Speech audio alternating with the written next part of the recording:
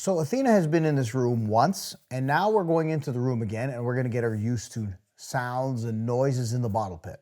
What I want to do is get this dog to be comfortable walking on unstable surfaces and dealing with stress. And what this dog is doing currently is it's going through the motions, dealing with stress, also getting rewards, and understanding that, hey, yeah, it's a little uncomfortable, but it's fun here. That way, later on, when you layer on stress, she knows that, okay, stress is whatever, I can deal with it, I can handle it. I've been here before. If you wait too long with a dog to add stress, it could be a problem.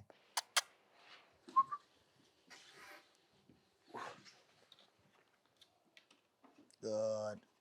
Good girl. Good.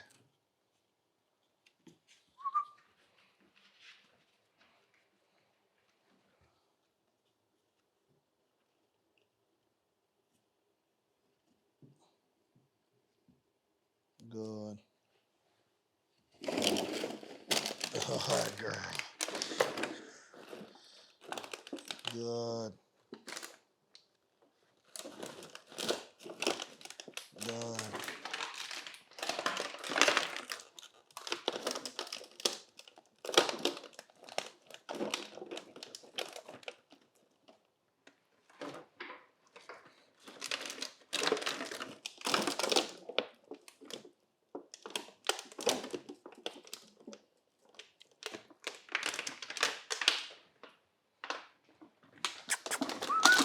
Well, I want to go in.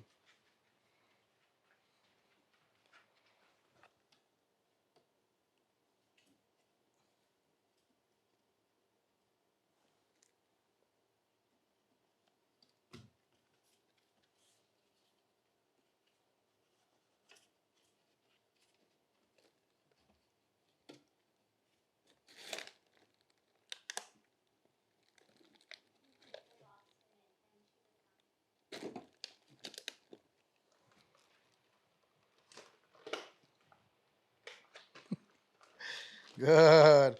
Good girl.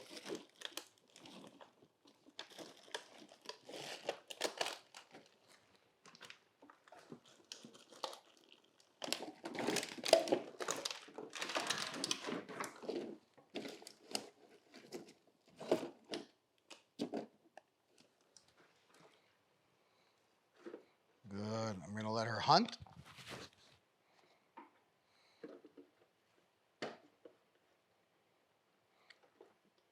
Good. I want her to get used to seeing.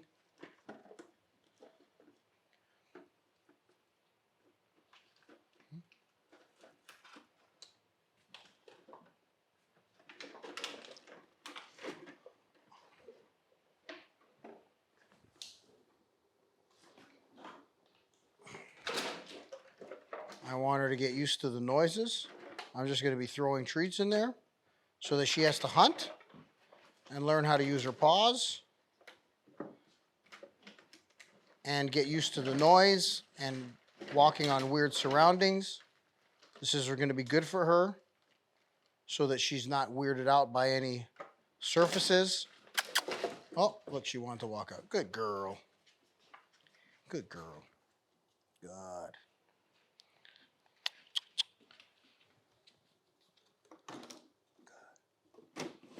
Good. Come on.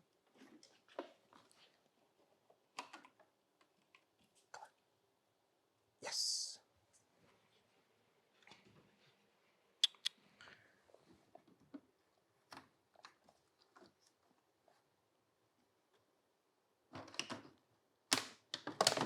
Yeah, good girl, good girl. Good, good, good. Come on, come on, come on. Yeah, good girl. So because she put her paws up there to get in, I'm going to reward her with a bunch of treats. Okay? I want her to overcome the discomfort of, I don't want to be in here. I don't like the way it feels. I want her to adapt to stress and say to herself that stress brings on something good. So stress isn't always a killer of motivation. Stress can actually bring in motivation. Trying to desensitize her here, get her used to different surfaces. This is a box you can make at home. I just made this out of wood. I put wheels on one side so I can roll it around. And then I teach puppies and dogs to use this to get used to being uncomfortable walking on unstable surfaces. Nothing in here is going to hurt the dog. There's plastic bottles. Nothing in here is going to hurt the dog. Everything in here is safe, so the dog can't get hurt. So the experience, even though it might be uncomfortable, the dog won't be hurt. As you can see, I'm throwing treats where she's putting her head. So she's learning how to use her head, and she's finding good things, so she's not getting stressed out. Good girl. Good. She's got a problem solve, because these are all little obstacles for her to figure out. Difference. Good. It's exactly what I want. Now, you guys can use a kiddie pool at home. It's very cheap, or even a big tote, and just put some bottles in there, and you can have the dog do this, or even an open area. If your dog's super afraid of this kind of stuff, then I wouldn't start with a box like this. I would just start having a little bit of bottles here and there, and have the dog walk around by the bottles and bang into the bottles. Now she's getting confident enough to go in by herself. So she's no longer seeing this as an obstacle. She's seeing this as a pleasurable experience. Good girl. Good girl, Latina. Good girl, mama. Good girl.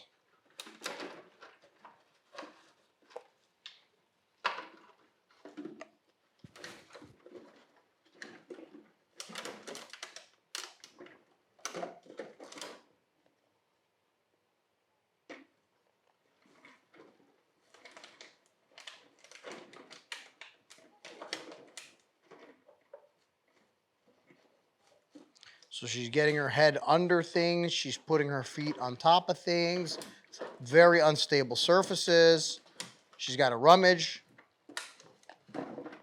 So this is gonna make your dog a lot more confident when noises are around or random issues pop up that you can't control.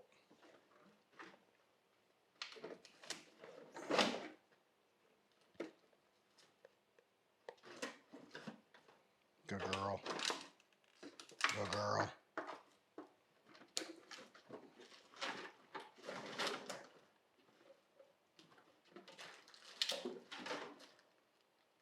Good. Good girl. Good girl. You can pet your dog when they're doing this. Don't pet them too much, because then you'll distract them, and then they might want to stop. But this is really good. Yeah, go girl. Good girl. Ah, see? Getting scared. So that's probably enough for the day. And then we'll work on this all the time. Athena. Good. Okay. Now, obviously, you're going to watch the dog and see how much stress they're in. If this is too much stress, you don't have to use something like this. You could just put a couple bottles in a little area and have them walk around and just bang some bottles around them. You know, maybe by their food bowl, you surround it by bottles, and this will help to get you to the next level. But this is something that I use in my training. Do you need to use it at home? No, but I find it very effective. I use it with every dog, and this is the process that I use.